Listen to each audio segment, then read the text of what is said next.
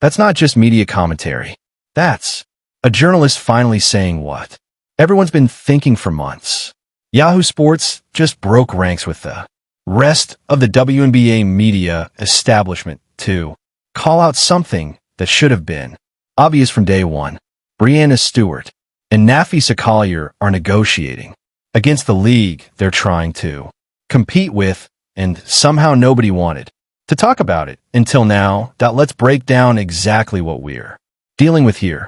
3 of the 7 people on the WNBA Players Association Executive Committee who can vote to authorize a strike are directly involved with Unrivaled. Stewart and Collier founded the league. Kelsey Plum is playing in it and has equity. These aren't just players with overseas contracts. They own a competing basketball league that benefits if the WNBA goes dark. The math is simple. The executive committee voted to authorize a strike over a CBA proposal. That same committee rejected salary increases that would have given players 9 times their current pay. And the people making these decisions, they're running a startup league that needs the WNBA schedule cleared to survive. Should not make this Team USA team. CaitlinClark destroys in day 2 of Team USA camp, looking like the best player. Here's what makes this particularly problematic. The journalist nails it when she says you can't completely remove personal interest from these decisions.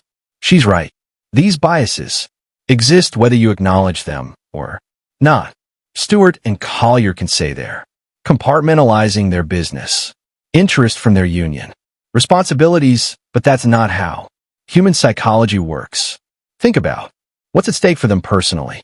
Unrivaled just completed its first season with minimal buzz, no major stars, outside the founders' circle, and a format that hasn't caught fire with fans. Meanwhile, Project Rock, the Ice Cube-backed league, is positioning itself as direct competition. If the WNBA goes on strike, Unrivaled suddenly has an opportunity to pivot, expand, maybe shift to 5-on-5 traditional basketball while the established league is shut down, and this is where it gets uncomfortable for everyone involved. The journalist specifically mentions she's always concerned about conflict of interest because that's journalism 101. It's the first thing you learn. But where has that concern been from everyone else covering this league? ESPN's coverage has read press releases from the Players Association, articles framing every owner position as greedy, every player demand as justified, every union move as heroic. Nobody's asked the obvious question: why are the co-founders of a competing league in charge of deciding whether the WNBA shuts down for... Well, Coach, you got out to such a hot start. How did they start to come back? What are you wary of right now? Well, their defense is so good. They're all over our ball handlers, and really, it's a physical game, and we've got to be able to withstand that physical play. Some of that physical plays in the post. How do you get Monica more touches? It's going to be a heck of a second half for sure. Thanks, Coach. Thanks, Howard. Now let's talk about what the owners are thinking. Right now, put yourself in their position. You're negotiating with a union that's authorized to strike.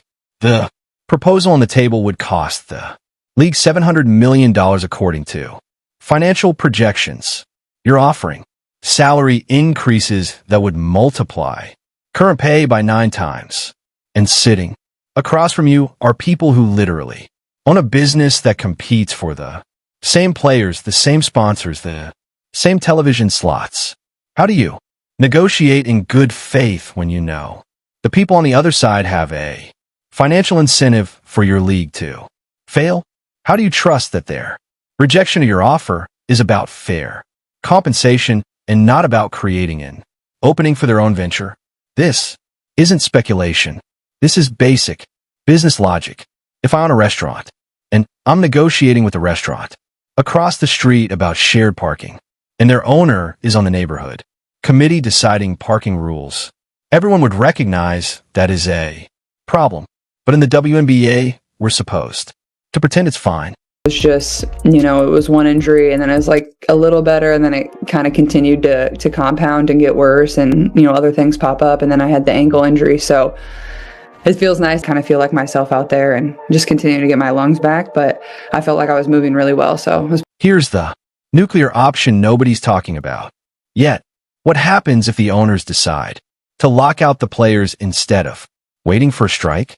To shut it down, send a message and tell the players association that revenue sharing is off the table entirely. No negotiation, no compromise, just we're cutting our losses and moving on. Suddenly that imaginary picket line becomes very real, and you're going to find out quickly who's actually committed to union solidarity and who's willing to cross that line for a 9-time salary increase. Players like CaitlinClark and Paige Buckers aren't stupid. They see this conflict of interest. They understand that Stewart and Keir have motivations beyond getting the best deal. For all WNBA players, the question becomes if they're to lock out who breaks first, who decides that their personal financial future matters more than standing with the union. Because I guarantee you, not everyone is willing to sacrifice their career to protect unrivaled business interests.